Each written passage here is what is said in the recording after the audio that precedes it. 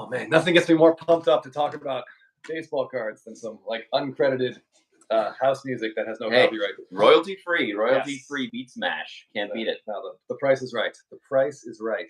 Hello, everybody, and welcome to Blabbin on YouTube Live. We got a very special show for you tonight. Got a couple things planned.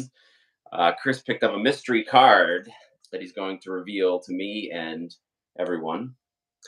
Yeah. And then we've got a special guest, Ephus Pitch, as you might know him on IG. The legendary, the one and only. The one and only is going to join us live to talk about one of his favorite subjects, which is Topps Heritage, 2023 edition, which just came out. Yeah, it's the first product, the first real product Topps has put out, and it feels like almost 2 months. It's weird, but it's exciting. We got something else to rip. Yep.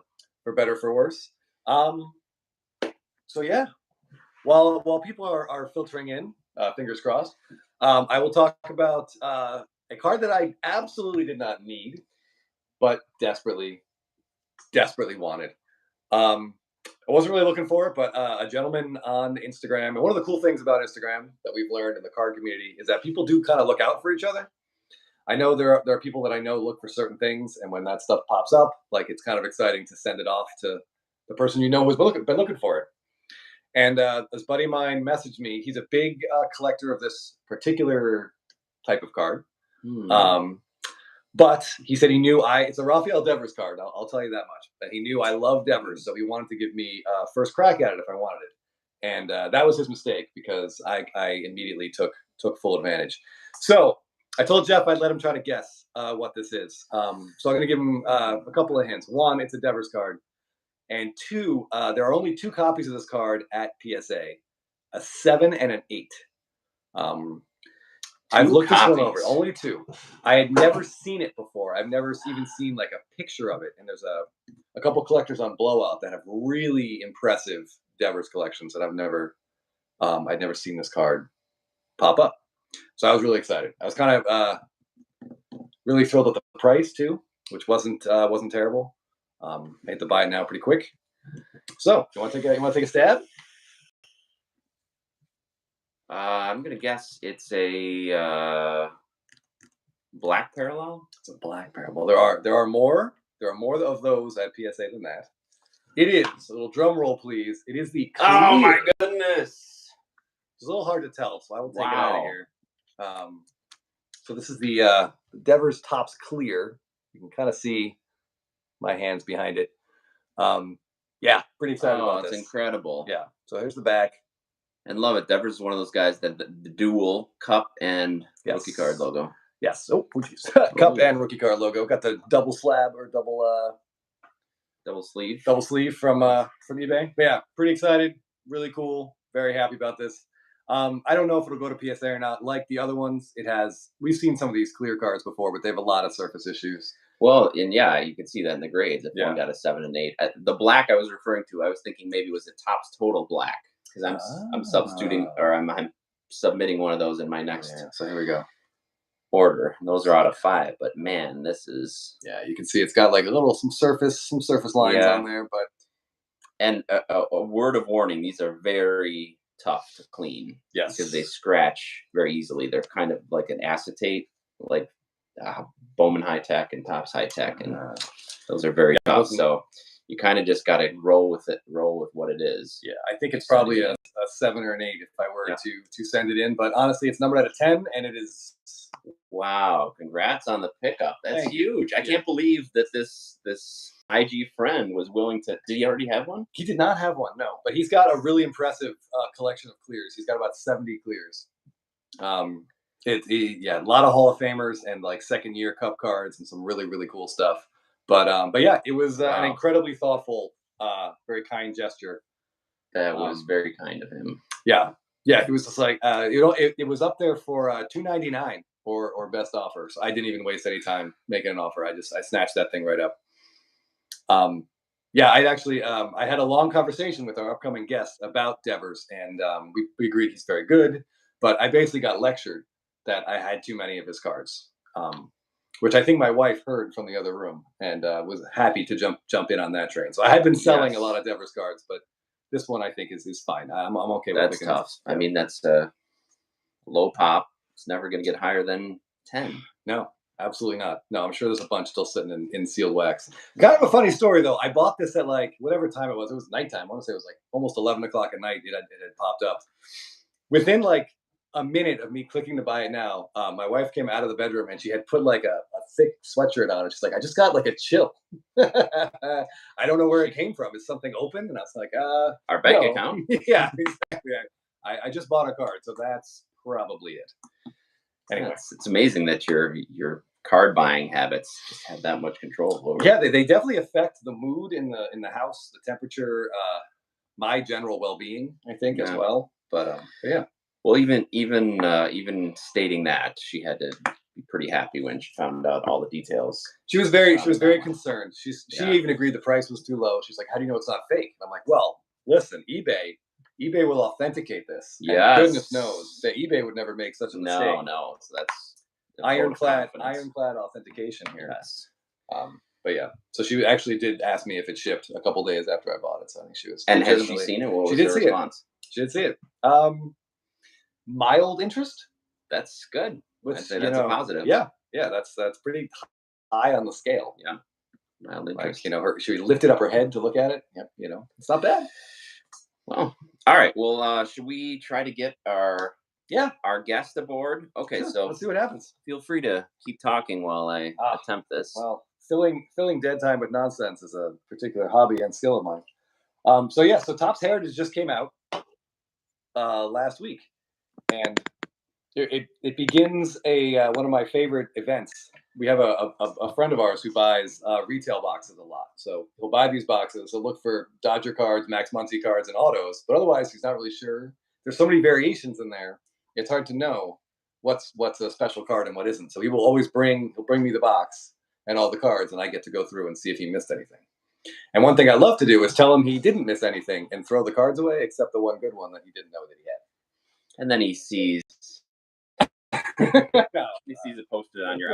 We got a question from T. Campbell. Did you already reveal the eBay card? So before we formally introduce our guest, Chris, why don't you show one more time? Here. I was fully prepared to give you shit, and then you showed that card, and I can't do it. All right, I appreciate that. That's a very high praise, high compliment. Yeah. So T. Campbell, it's the clear. Yeah, this thing is pretty cool. I regret not going all in on that PSA 10 Topps Black that was up like 2 or 3 weeks ago. What did it sell for? What? $2,700. What did I say it was going to sell for? I'm sorry, what? What did I say it was going to sell for? Yeah, $2,700. Like, you were annoyingly dead on. And I was not even close, which was really frustrating. But so I feel like I feel better with this one. It makes that loss, a little more. Bill, are we clear to you? Or are we blurry? You're actually blurry, but your audio is very clear. Yeah, that's good enough. It's fine. Yeah, I think. Am I blurry?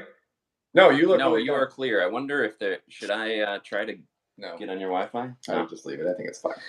All right. Well, you're not missing anything by not seeing us clearly, but no. Okay, so why don't you introduce our guest? Yeah, so we are joined tonight by Instagram's own Ethos Bitch, the creator of hashtags and the poster of rare trouts.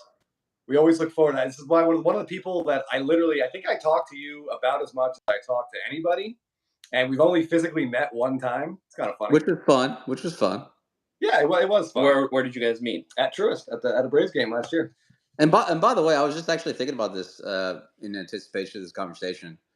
We do need to, and I'm dead serious about this, we do need to organize, whether it's at Burbank or it's at the whatever Culture Collision show. We gotta do some kind of collab or whatever. I mean, no, I totally long overdue, man.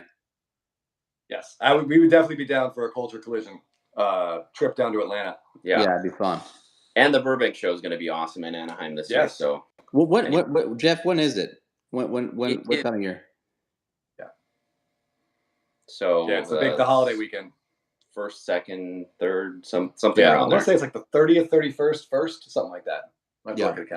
It's whatever Labor Day weekend is. Yeah. But yeah, I mean, as Braves fans, I would love to go to the big show in Atlanta. Yes. I'm sure there's tons of Acuna stuff that I don't get to see very often. of course, in Anaheim, you'd see all sorts of trout stuff. I would think. I'm hoping there's going to be a lot of trout in Ohtani. Yeah, for sure.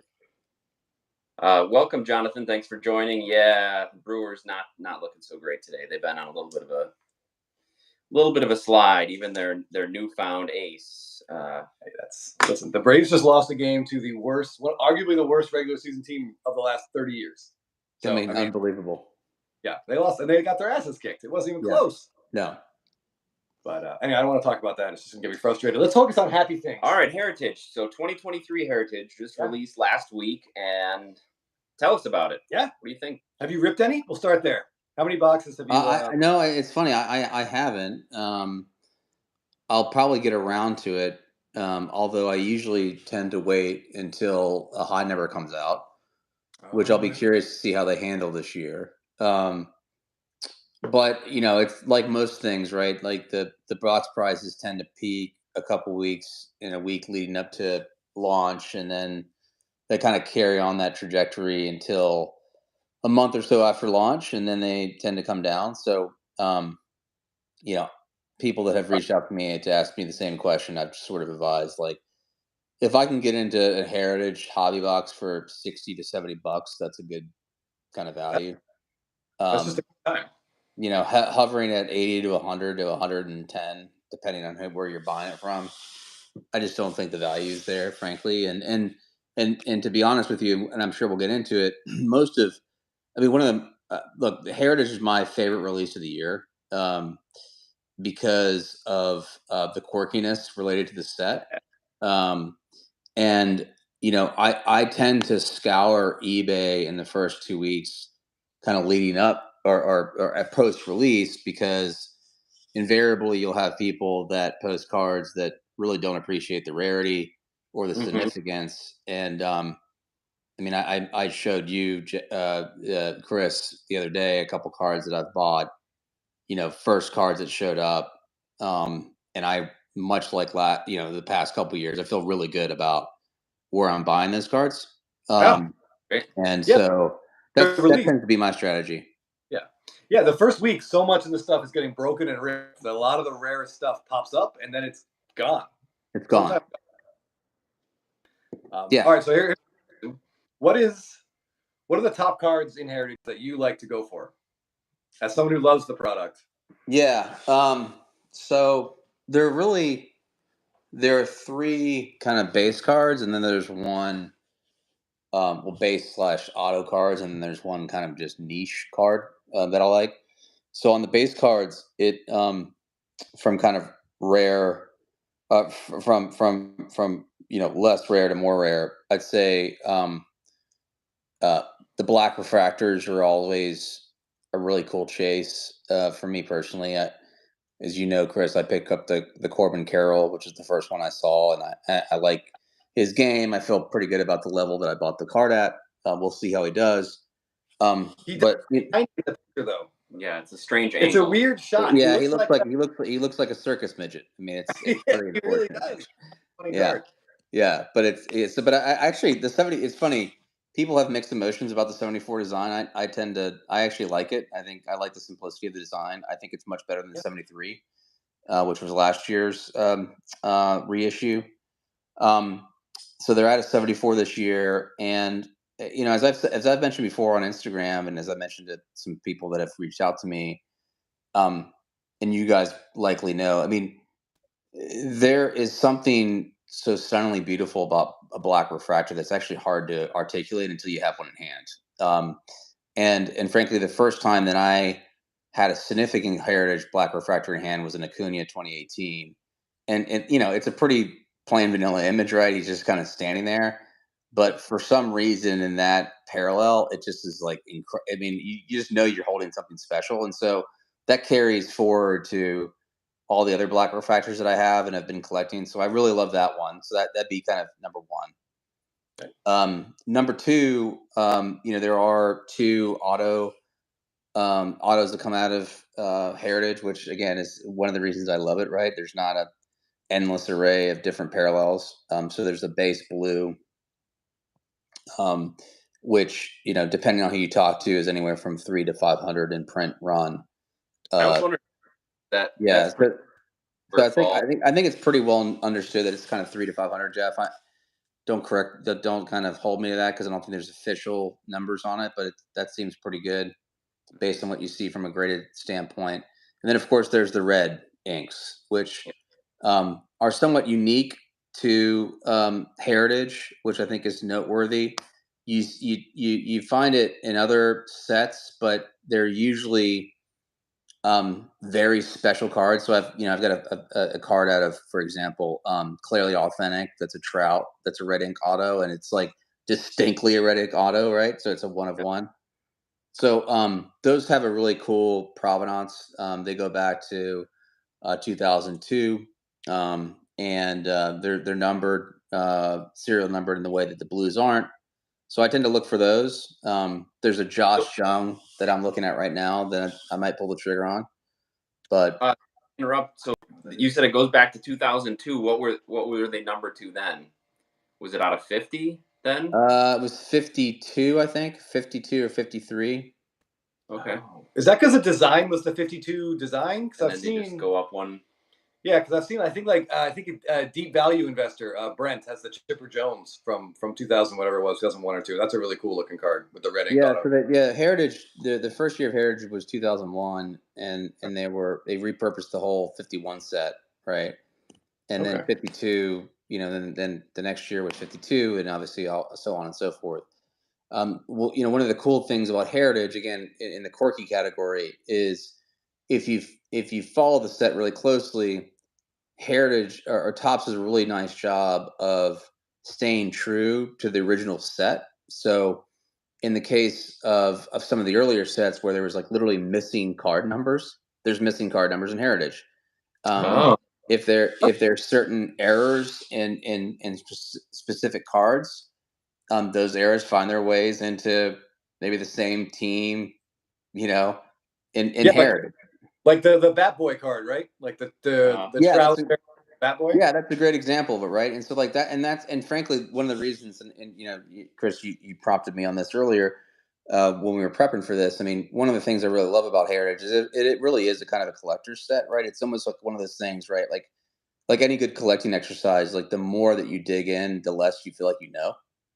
And I love that aspect of Heritage, right? It's where it's like it feels like this puzzle that you have to continue to try to solve. And in the early days, in particular, when you're seeing a lot of this stuff for the first time, it's just like that process of discovery, I think, is pretty unique. Given other sets where it's a pretty programmed, hey, we're gonna have blue refractor autos, we're gonna have gold refractor autos, whatever. So that's the red. Those are the red inks. And then the third, and obviously my favorite, are the throwbacks. And I've already picked up a few this year. Because I think early getting at those things is actually really wise. If you wait a little bit longer and some of those get into slabs, they become prohibitively expensive. Yes. I learned my lesson on that, frankly, on some of the Otanis, for an example. So I love the throwbacks. And again, I think this year they're out of like 12,000 packs. So like most of the set still hasn't been seen. So does every card get a throwback? Do they choose certain cards to get a throwback? Yeah, Jeff, it's a great question. So frankly, that's part of the allure for me, is that there are very few cards in the throwback set. So there tend to be anywhere from 10 to 15 that get the throwback designation. And kind of somewhat oddly, depending on the year, there's some like just strange people that make their way into the set, like people that aren't very collectible, but for some reason they have like an ultra rare throwback card, and even those cards tend to command high prices, because the one thing about Heritage that I think is true in a way that's really not true for a lot of ultra modern sets is there's still a hell of a lot of set collectors that collect Heritage, right? Yes. And so if you think about the kind of the psyche of a set collector, right, like they're hyper focused on completeness, and Getting it all. right, and like it doesn't, and it's sort of like that's one of the reasons why I like these cards, is because they have a little bit of an embedded floor in values because there's so many set collectors. in a way that doesn't exist, frankly, for like a Topps Chrome. I mean, to be honest. Yeah, no, definitely not. I saw at least I think a Soto. Some of the throwbacks this year there are City Connects, right? So no, that's a really good question. So I think the curveball that that Heritage threw at collectors, and I've heard kind of mixed emotions about it, was that last year's base set was still throwback in orientation, meaning the players were still wearing throwback uniforms, but in high number they introduced City Connects. What's interesting and albeit confusing, right, is that at least PSA, and I think that's true for BGS, although I haven't seen one on a BGS slab, like my City Connect Trout, which is like a Pop 2, even though he's in a City Connect uniform, is designated as a throwback. So whether they replicate that formula for this coming set, where the base set is throwbacks and then the high series is City Connects, I don't know. I actually hope they don't. But I don't. You guys may know this better than me. I don't know if throwbacks are a thing anymore. I think most people have been transitioning to the City Connects. Okay. Did we just freeze? Did you see us freeze? Yeah. For us, you just 5 seconds. But it seems like we're okay now. Yeah, we're fine now. Did you? I thought you guys froze. Yeah, you look, but your connection is much better now. Okay. Oh yeah, it actually cleared up briefly, or possibly froze. I don't know. All right, so we missed the answer to the question about Trout having both the City Connect and a throwback. Yeah. Oh, okay. So the odd thing about last year's Heritage set was that the base set were still throwback uniforms. Okay. Which Trout did not factor in, nor did Harper. I'm sorry, Harper did, but Trout did not.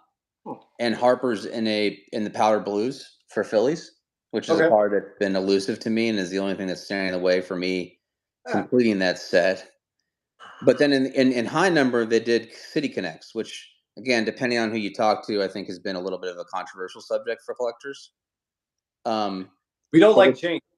Yeah, we don't like change. But what's interesting, Chris, is that PSA has graded those as throwbacks, even though the marker on the back specifically states City Connect. Interesting. Yeah, and those were out of I think 22,000 packs, something crazy. And like, as few of those as there are, there's people that pull them, don't realize what it is, and it just goes into a box. It's never seen. That's right. Yeah. So whatever the print run is, probably half. Yeah, I was looking at the. Good. No, sorry, you're breaking up. Yeah, I mean, it's kind of funny in preparation for this call. I was kind of looking back at some of the the last couple of years of the throwbacks, at least, and I think the most graded single card is last year's Ohtani, and there's 5 graded. That's not very many. That's not very many. Do you have any of them around you right now? Let's see. Yeah. Let's see. So this is the 20. This is the 22. Can you guys see this? Okay. Yeah. That's awesome. Yeah, and this is just great. I mean, this image, everything about this card is freaking sweet. And what's cool about this is that as you guys probably saw in my post, I mean, you can tie this to a specific swing that he made that hit a home run off of Johnny Cueto. I think it was June 28th of 22. Nice. But yeah, that's cool. I mean, this is one of those cards. Like I think I told you, Chris, it was on eBay. It was like it was like a week before Christmas. I was like busy with family stuff, and I like literally like I saw it pop up, and I just like forgot about it. And then of course it was sold, and then it was like 5 months until I saw another one, and the price was stupid. But I was like, I just gotta, of course, I gotta hit the bid. As we often do, and so those are the 3 kind of base cards: the black refractor, the red ink autos, and the throwbacks. Although, look, I'd say, if and when they pop up, I mean, the gold refractors at a 5 are just about as special of a card as you can find, frankly. Yeah, that had a second year that ended a couple weeks ago. I kind of feel bad that I wish I didn't have the money to go after it, and I'll probably never see it again. But that's such a cool it's card. such a cool card, yeah. Yeah, and to the extent to which the blacks pop, like the golds are just like a whole nother level, which is kind of cool. Oh, absolutely. And then So go ahead, Chris. I was Sorry. told Instagram as to what stuff they look for in Heritage. Yeah. And about 35 votes, and they were the same 3. So I think that's pretty cool. Black refractors, red ink autos, and throwbacks. Yeah, were the most common answers. Yeah, and that makes sense, right? I mean, one of the things I really love about Heritage, which I know you guys too, is, it really hasn't fallen victim to like the parallel run amok strategy that Topps and now Fanatics has been deploying, and we've seen a little bit of a measurable increase, but to be honest with you, I think the sophisticated nature of the people that really like Heritage, really they kind of put out of their mind a lot of the crap, the green refractors and the red refractor. They kind of put that out of their mind and they focus on the stuff that really matters. And so a lot of those cards, like nice, just become filler, and I'm okay with that, actually. Like, I don't mind that stuff exists and there's a place for it. But I think one of the things I really like about Heritage is I feel, while in some cases I've felt uncomfortable buying certain cards because of just the price levels, I have done so with a high degree of confidence because I know that the bids around those cards are real, right? It's not shenanigan bidding where somebody's there's a it's not like going after first Bowman autos, right? Where like you have no idea if the 4 bids that are behind you are real or not. When you buy a really rare Heritage card, like that you've bought it for a fair value because there's other people that really want it. Actually, yeah. I've got a question for you. As someone who's been ripping Heritage for a while now, obviously the print run is increasing just like it is for all the other Topps products, but it's not at the expense of creating more parallels, more wave parallels, more auto parallels or variations. So how is that in terms of opening product? Because I'm sure you're not getting as many of these 3 cards that we're talking about, the 3 types of cards, as often as before. Yeah, so I mean, it's a great question, Jeff, and I think it's really been the only product that I have consistently ripped because I don't feel guilty doing it. Meaning, if in this day and age, like if you were to go up buy a box of Dynasty, what is it, $800 now? I mean, hell, a box of Chrome is $300, right? A box of 250, 300, right? A box of Sapphire is what, Chris? Like 400 or 500? You guys are breaking up. 400 or 500 for Sapphire, right? So, I mean, for me, it's like, and again, it's not nothing, but like spending $80 for the enjoyment of opening a box and getting little to nothing, like it's sort of like, okay, well, that's the kind of price of admission for like ripping the Band-Aid. But if you do that and it's like $400 or $500, you're like, God damn, that sucks. Oh. Yeah, there's like an emptiness. It feels terrible. Yeah, right. I mean, you do feel like a complete degenerate after that happens, and so yeah. I mean, that's kind of how I felt about it, Jeff. Is like, it's and again, you got to wait a little bit, but if you are patient after launch and you can kind of get into it for $60 or $75, I mean, there's not much to lose, right? And invariably, if you get, and again, I would say that the much like a lot of things, frankly, I will say the print quality of Heritage for the last 2 years has actually been pretty good. And so if you can get a few of the top rookies, and maybe get lucky like I did getting a hot box and getting, the top 2 or 3 guys, and you pull 3 PSA 10s, you rotate those out and you're getting 2 or 3x your box's value. So I think it's actually like, well, that's one of the reasons I really liked Heritage is because there still is this, I think, pretty good risk reward balance that exists in a way that doesn't for other products. Nice. Okay. I want to go back to throwbacks for a minute. Are they usually veteran players? I don't really know that much about them. I know Jordan has a throwback rookie, but do a lot of do they do throwback rookies every year, or is it mostly just like the usual big names? So it's so if there's 10 to 15 of them, Chris, I'd say that by and large you'll find 2 or 3 rookies, kind of the top rookies, and then the rest are veterans. All right. Have we seen? Has a Michael Harris? Do you know if he's on the throwback checklist? No, he's not. Okay. J Rod is. Okay. Bobby Witt is, as you've seen. Mm-hmm.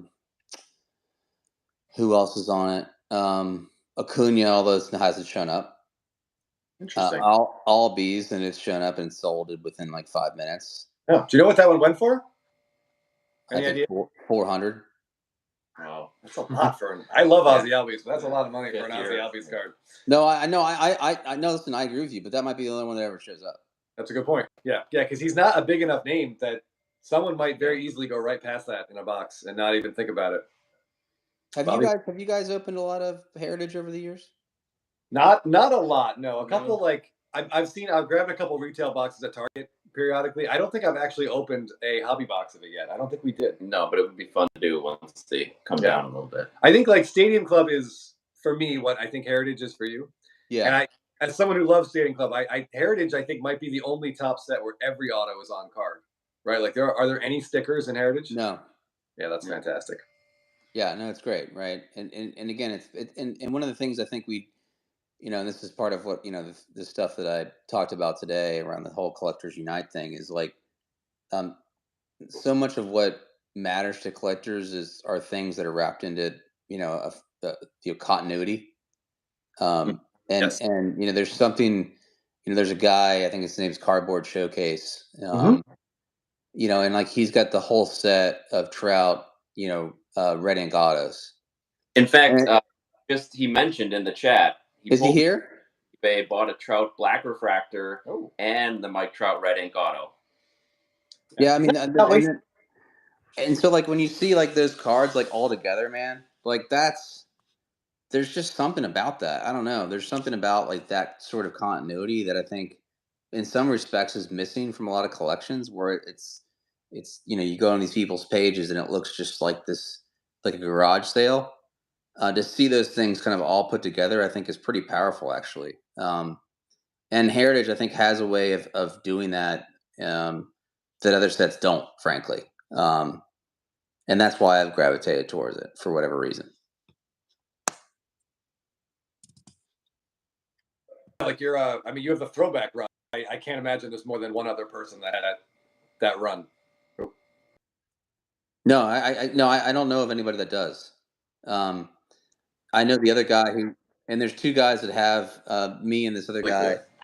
PDX have the only runs of Trout throwbacks, and if I can find the freaking if I can find last year's Harper, I'll have the only Harper throwback run that I know of, which is kind of cool. The other thing you guys had mentioned to me is are there any like quirky things?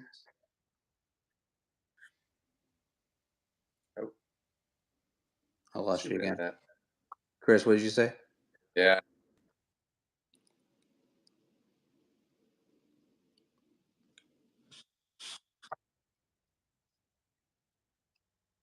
I don't know. I remember.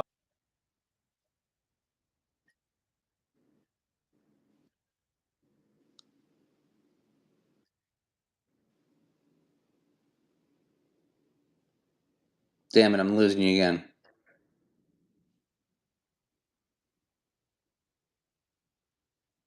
So it's okay.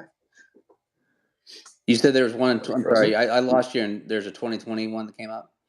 Yeah, I can see that we kind of glitched there for a sec. Yeah, there was you sent a Freeman throwback. I wanted 2015.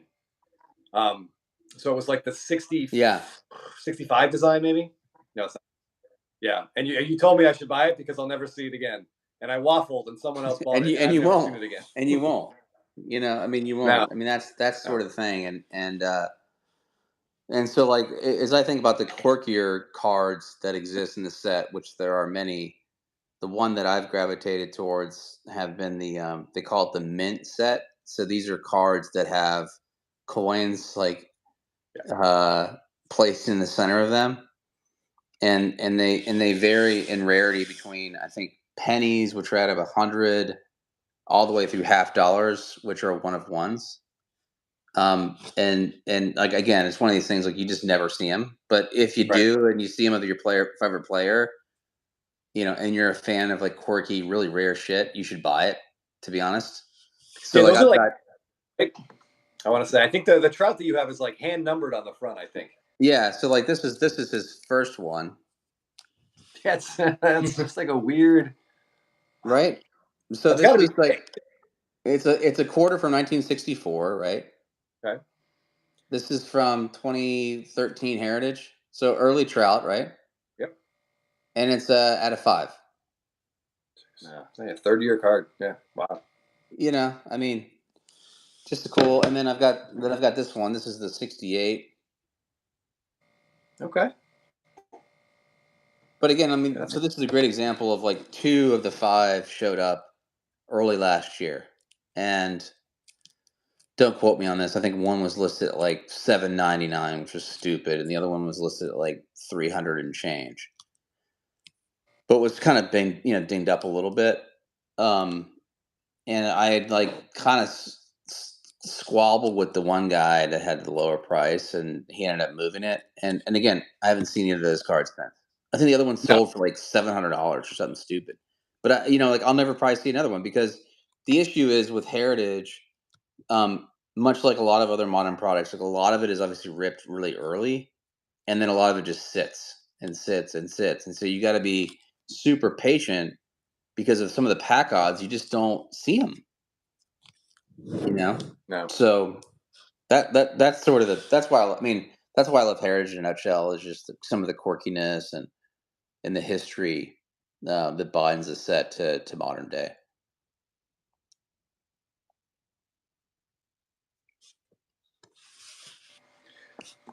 Gotcha. Yeah, we're a little glitchy. I just want to apologize. My wife is probably making a long distance phone call, so my dial-up internet is. Eric, Chris, and Jeff are still on dial-up in the great state of California. Yeah, our AOL isn't really AOL box. Yep. It needs a smack. Yeah, I'm running into the same thing with at a Stadium Club Chrome.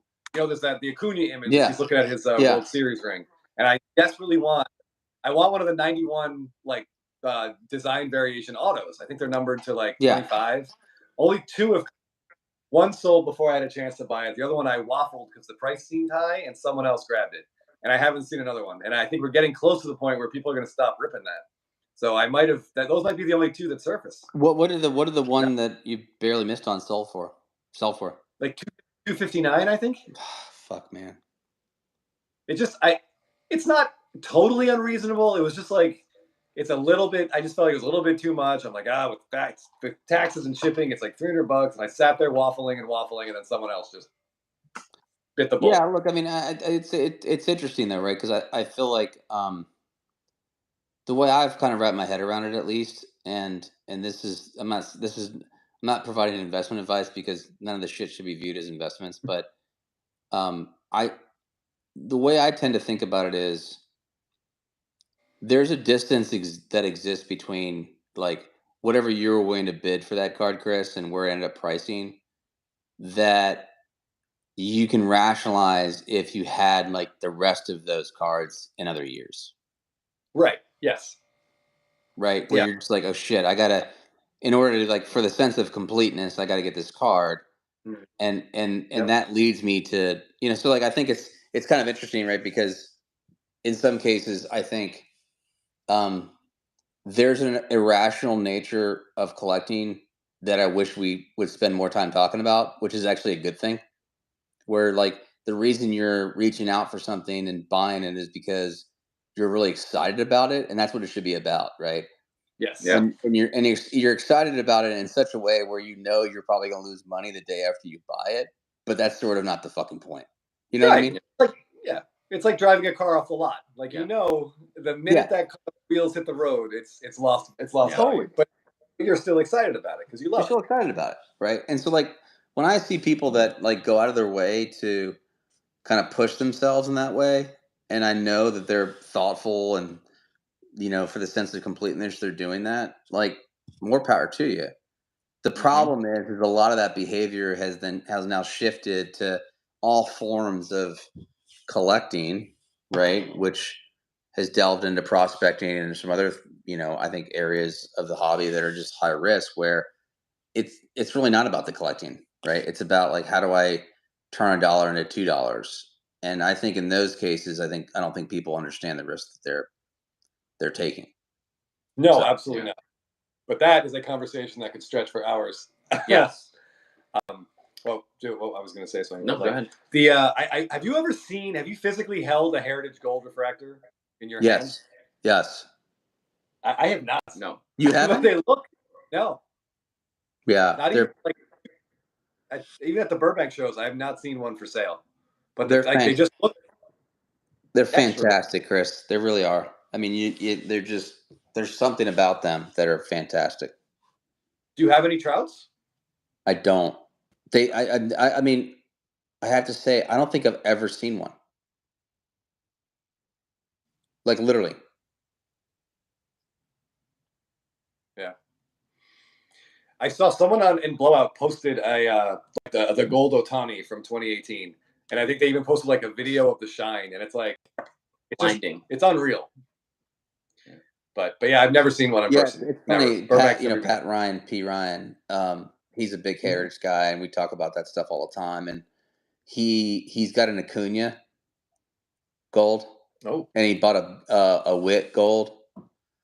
And Witt Gold that he bought. Yeah, and then again, like it's kind of funny because like I remember like the Witt in particular went off for I don't know what it was, but it wasn't like stupid crazy, right? Relative to some of his like Bowman firsts.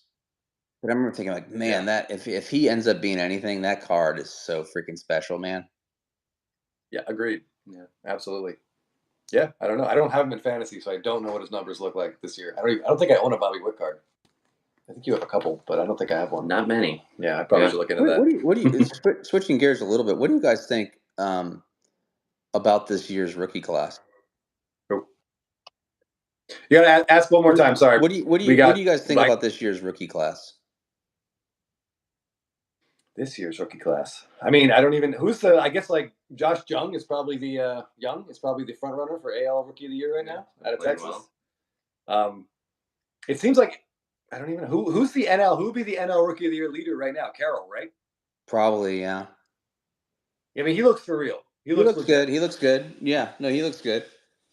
I don't know. The reason I ask is it does kind of feel like a squishy year for rookies. Yeah. Seems kind of hollow.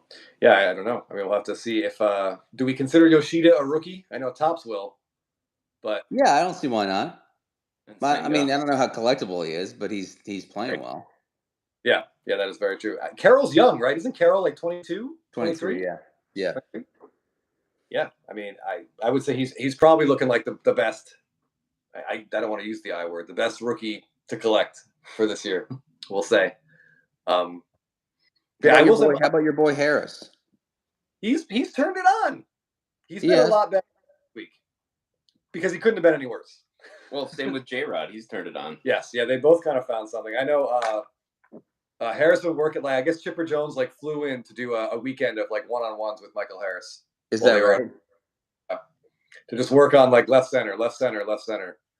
And do you guys have a general framework in mind when you is there a plain year where you tip the balance around I just have to give up on this person or I'm doubling down? Is there a magical year for you guys when you say okay, the guy's 25 years old, if he hasn't done anything, I just can't do this anymore? Yeah, I would say if that happens at age 25, I probably so it's more in the reverse, right? Yeah, I don't because we have one Julio Rodriguez card and we have not. But what we've lately been doing is trying to get one really nice card. and then we just Go don't. on. Yeah, then we don't feel the need to double down because I feel like we already have. Yeah. But we did buy like one really nice Dylan Carlson rookie.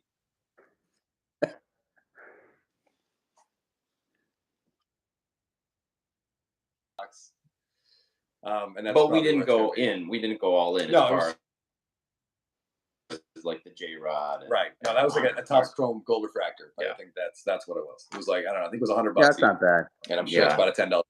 Yeah. No, but I mean, I guess to that point, Acuna was that in the last year, probably. Yeah. Yeah, we definitely doubled down a little bit while his stuff was out. Yeah. But we've actually been looking like back. Like most of the stuff we've been buying of late is Ohtani rookies and older. Like Yeah. we've been looking at a lot of early Trouts, like Trout Finest stuff we've been scouring right now. Yeah. Which tell a lot of more current stuff to go back. And good, you know, I'm always looking for Freeman stuff, even though I should not be looking for more Freeman stuff. No, I think there's something to be said for that. It's just very. I mean, it's kind of interesting because I do feel like it's one of those things where the reason I asked the question is I feel like this hyper focus on the kind of prospecting side of baseball, I think, is like perverted the hobby a little bit, right? Where it's sort of like if you're not out of the gates, you know, like a Mike Trout, which is like a complete total. I mean, like the fact that guy had a 10 WAR or 11, close to 11 WAR rookie year is like it's out of control, unheard of. Yes. Like I feel like in some ways what's happened is clearly like that Bowman Chrome mentality has that momentum has followed its way into flagship, and so you see this like these crazy ups and downs. But then I think conversely, like people tend to give up on people. Like I mean, think about like Franco, right? People were just like selling him off, right? Last year, you guys remember, right? I mean, like it was like the season wasn't even over yet, and the guy's like dealing with like this chronic leg injury. It seemed like, and people were just dumping his stuff. And of course, for like I was like, thank God, I'm finally in a position where I feel like I'm not going to rip my face off to buy these cards. But I don't know. It's just like there's such a short term view right now that's pervasive, and I think it's unhealthy, frankly, for collecting.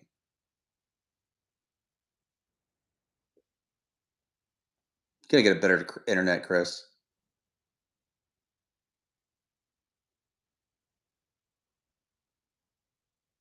You guys there?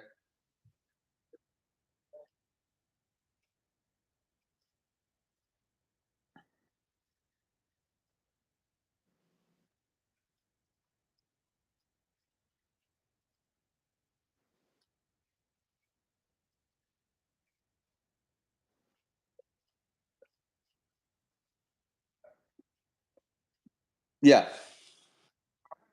And only one up. I feel like more is out there, but the guy wants like $1,800 for it, and that's not going to happen. But it's just I think it's just the reason I bring it up is I do think there is an opportunity, I think, in this market where you can kind of not take advantage, but like because there's such this kind of short term view around things, like there's an opportunity, I think, to play those things to your advantage.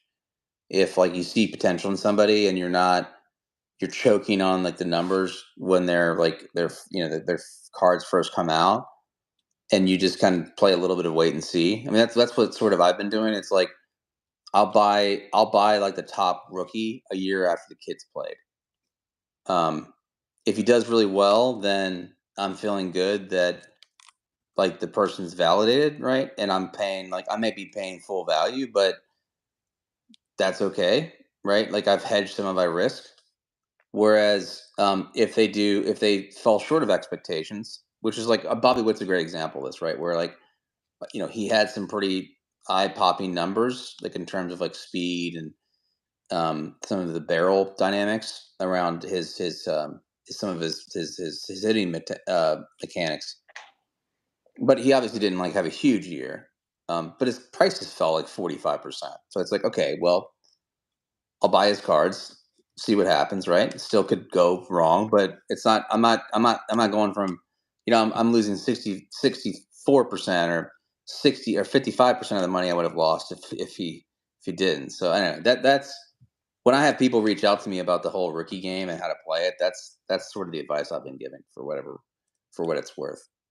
Yeah, it makes sense.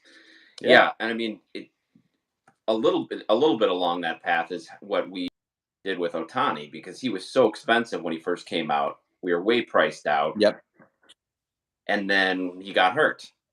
And still, obviously, that would have been a great time to buy, but we still wanted to wait until he proved that he was going to be something. So we ended up probably paying more than we would have at that point. But at the same time, like you said, once you feel like you're paying fair value because you see what the player is, it doesn't feel so bad. Yeah, the risk isn't there, which is nice. Well, and I think the other thing that's probably true to say, and I'd love your reaction to this, is that it also felt like your guys' tastes had evolved too, right? Where it was like, you spent a lot of time thinking about these cards and the parallels and his like card history, that like when you decided to say, okay, like let's go take a run at something, it was done in a way where you were really leveraging the education that you had given yourself around the cards, right? So you weren't kind of just willy-nilly and like, oh, let's go buy this or that. It was really intentful around what you were doing. And again, that's another thing we don't talk enough about is how you invest time in learning something and become better educated to make better decisions around what you're doing.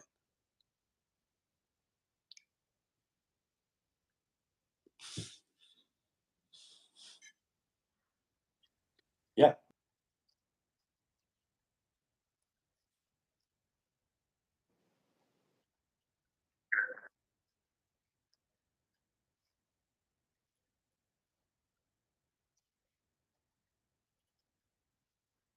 Heritage real quick for a minute. Have you looked at the full checklist? All right, so let's say you're opening a box. What's your dream card to pull out? Because I was just while you were talking before, I was perusing the checklist, and there's some amazing like combo autos on this checklist.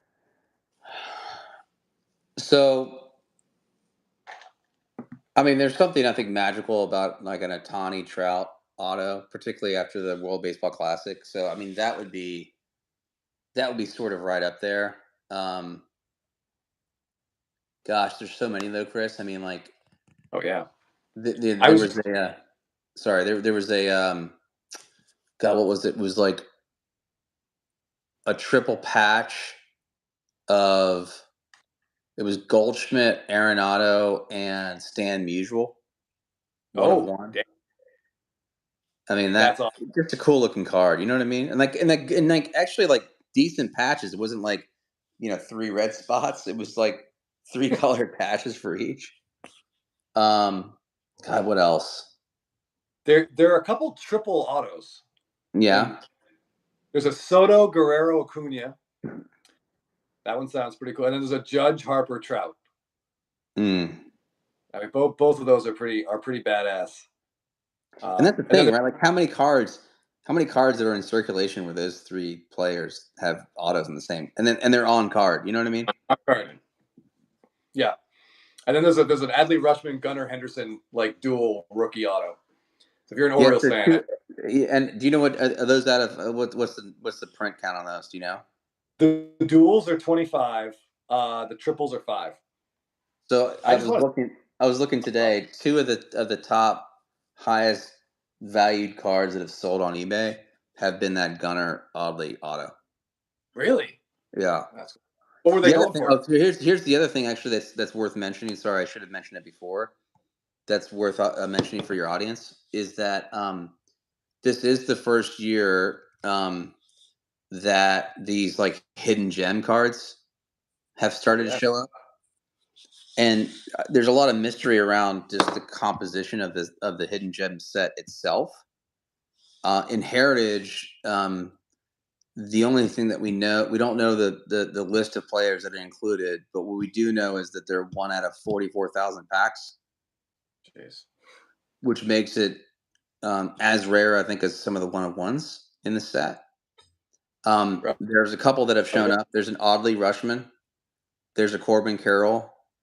There's a Jacob deGrom that's showed up so far. Oh wow! And opinions vary wildly around in the print runs of these things.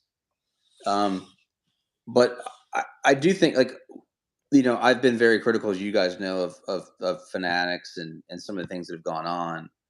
But I think one of the things they do deserve some credit for, and I think that the Hidden Gems is a good example of this, is kind of reinserting some of the mystery around collecting into these sets, right? So like Hidden Gems is something that now finds its way into, I think, 3 of the 4 flagship sort of brands. And I just love that, right? So like I think Trout was at a flagship. Willie Mays was at a flagship. There's a few others.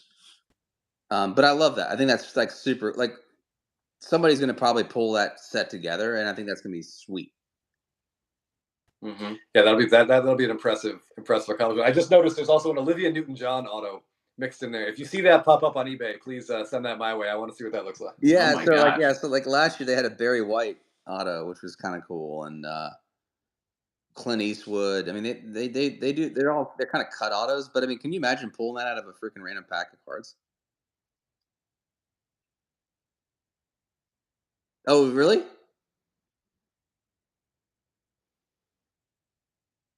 Yeah. Wow.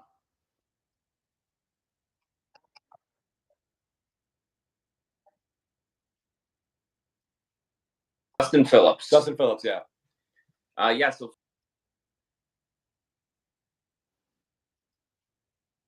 Occasionally.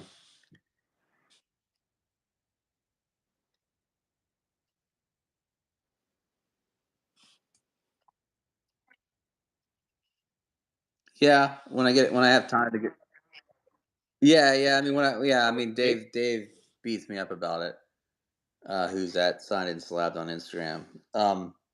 They take a lot of effort, and I don't have a ton of time, so it's been tough to kind of get at it. Although we have, I think, the next 6 players like figured out and lined up. It has been interesting, I think, to see, like we did. Obviously, Kershaw was our first Super Series, and I don't know if you guys saw the 2014 SP signing autographs went off for like $650. And I don't want to be. I don't want to like overstate our influence, but the fact is it seems like based on who we know that was bid on that card, most of the value they derived from that card was from that Super Series, which sort of is what it is. But the fact that you can buy that card for like $25 raw was like, what are you guys doing? So that's sort of like I think that we're going to continue to do it, but we're also going to continue to emphasize that we're really doing this because for the love of the cards and just shining a light on some of these players that may not have as loyal a following, but probably should based on their performance on the field. But we try our best to like stay away from the value part of the equation, right? Because it's sort of like if you spend all your time thinking about that, then they stop becoming cards. Yes. No, you pick good stuff. You pick cards that looked great. Or had some history to them. You picked a Stadium Club Chrome card, which I really enjoyed for Arenado. Well, because look, I think it's one of those things like, and the 3 of us have talked about this privately. I mean, look, these high-end rookies and stuff, like they have a role in the hobby. They obviously are highly desirable, but I feel like you have to kind of earn your way into them, if that makes any sense. Like just going at it, like, just like going at it like an addict and just buying a bunch of stuff for the sake of buying stuff. Like you're just going to lose your face by doing that, right? But right? Don't you guys think? Don't you agree? Yes, for sure. Yeah. And so like I'd rather be, I'd rather kind of bring people in and let them through the process of discovery say like, hey, this stuff is cool and like I like this sort of thing, and it's a good kind of foundation to build a collection, whether it be player or otherwise. But man, now that I've spent some real time thinking about this, I really want the X, Y, Z. And it's like, okay, great. You're gonna go make an informed decision, then like go great. Have at it. But you know what I mean? So hold on one second. Go ahead. I was gonna say we just got a note from Jorge TCG or George TCG. This is my first live. Sorry for the technical difficulties. We'll be better.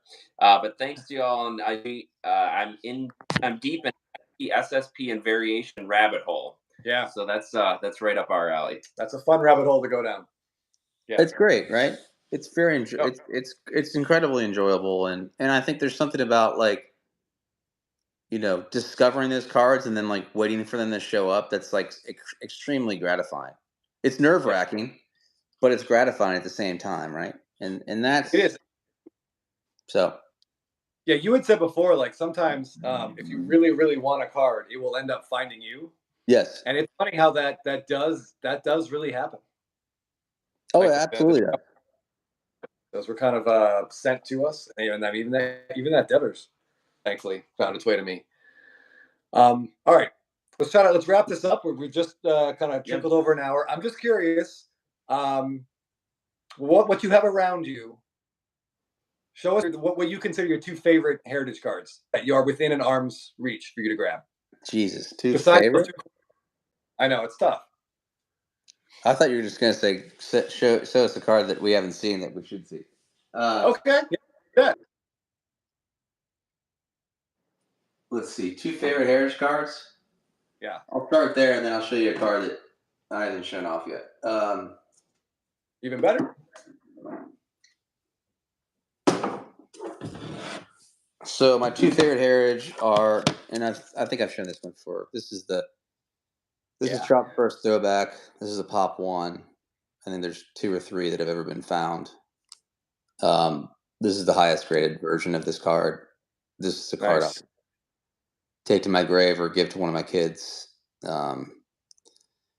Just a super cool card. I mean, what's interesting, you mentioned earlier about some of these cards just like being thrown away or being thrown in a box. Like in the early days of these variations, there was nothing outside of a different serial number that would denote that this was different. And it was only, I think, until like 2018 or 2019 where they probably realized that people were throwing this shit away. And that they switched it, right? And now there's a marker, but this is what makes this, like, I think, extra special. Yes. And then you mentioned, Chris, mentioned that. Yeah. Hold on.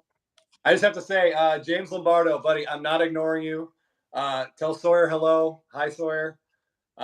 Keep your grades up. I got more Braves cards coming your way. And good luck tonight, guys. I hope you can win that game. All right. Nice. Sorry. Yeah, as I was. So the other one that you mentioned was the Bat Boy era. Era card. Freaking love this card.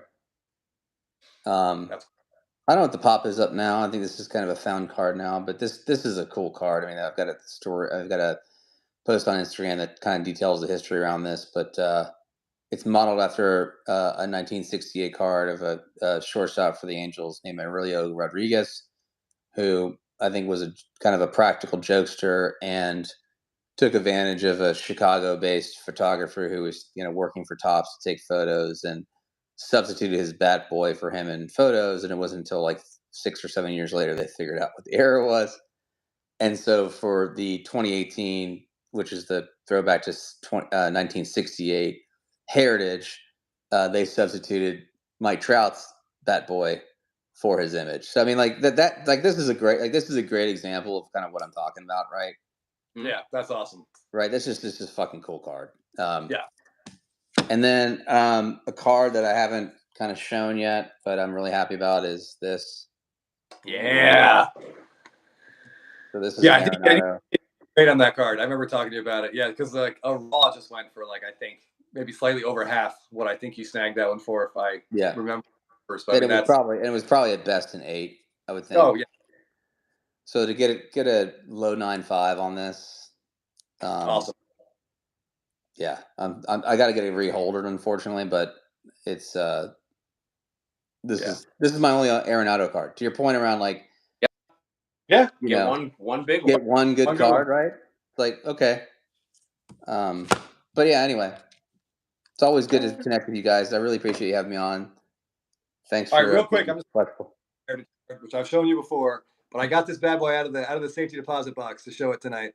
The Freeman Aaron. I waffle. Do I send this to get it slabbed? Just it's like safe forever. but I feel like it's pretty safe in the tops thing. So I don't know. For now, it stays in this. But Are you? I should have asked this. Are you guys registry guys at all?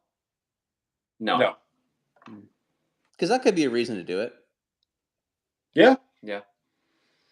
Yeah. I like it I'm slabbed, curious. man. I like it slabbed. Yeah, what'd you say? I like it slabbed. Yeah, I think I'm leaning that way. I'm just like terrified that I sweat, so that's why I don't touch the cards. Jeff does all the card touching, so I wouldn't even want to be around it. Like I could just eject sweat from my forehead that could land on it. I don't know. Does it? But it looks. I think you mentioned to me. It looks pretty clean, right? It looks great, unless there's like a big indent on the surface that we can't see. Yeah, Otherwise, like great. the corners, the edges, like there's no chipping. The centering is good. I don't know. I probably should just send it in, but do you have to take it out, or can I just send it to PSA like this? Anyone know? I think you have to put it in a. I think you have to put it in a sleeve. Yeah, that'd be the thing to do. Yeah, take probably. It out. All right. Well, thank you. Yeah, thank you so much for joining us. I'm sorry that our dial-up internet was a little spotty, but yes, and thanks everybody for joining and questions. Sorry we couldn't get to more of them, but again, Bill, tell them where to find you. Yeah, so thanks, Jeff. At Eephus_pitch, EEPHUS_PITCH. That's where I've kind of spent most of my social media life. I spend very little my time on YouTube, although I enjoy watching your guys' videos and a few others. But yeah. In case anyone was curious. You need from the Acuna video. My injury. Yeah. All right. Thanks again for joining us.